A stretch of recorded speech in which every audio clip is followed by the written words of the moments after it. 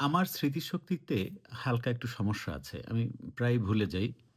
আরো যেহেতু ফেসবুকবাসী, আমাদের বাঙ্গু এবং আমি বাঙ্গু ফেসবুকবাসী। সুতরাং আমার স্মৃতিতে সমস্যা থাকবে এটাই খুব স্বাভাবিক। প্রায় অনেক কিছু ভুলে যাই। তো আমার একটি প্রশ্ন আপনাদের কাছে, আমি ভুলে গেছি বলেই আপনাদের কাছে বা হয়তো ঘটেছিল এখন ভুলে গেছি তাই আপনাদের কাছে একটু জানতে চাইছি। এই যে ফয়সাল যে আরকি যাকে সন্দেহভাজন আ শুটার ধরা হয় আ ইয়ের ওসমান হাদির, তার বাড়িতে ৳১২৮ কোটি টাকার চেক পাওয়া গিয়েছিল। আচ্ছা, আইনশৃঙ্খলা রক্ষাকারী বাহিনী কিংবা গোয়েন্দা সংস্থা কি আপনাদের সামনে এই তথ্যগুলো হাজির করেছিল? যে ওই ৳১২৮ কোটি টাকার চেক কে লিখে দিয়েছিল? কোন ব্যাংকের চেক? তার অ্যাকাউন্ট নাম্বার কি?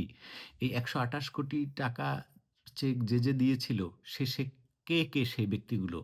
এবং সেই ৳১২৮ কোটি টাকা মানে সে কোন দলের? যে ব্যক্তিগুলো দিয়েছিল সে রাজনৈতিক পরিচয় কি তাদের? এটা কি হাজির করা হয়েছিল বা করেছিল?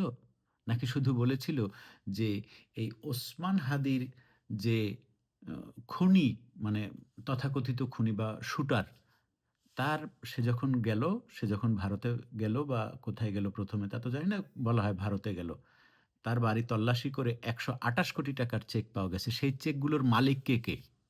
সেই চেকগুলো যে তাকে দিয়েছে, সেই চেকের মালিকরা কারা? এবং তাদের চেহারা, সুরত, তাদের রাজনৈতিক পরিচয় এটা কি হাজির করা হয়েছিল?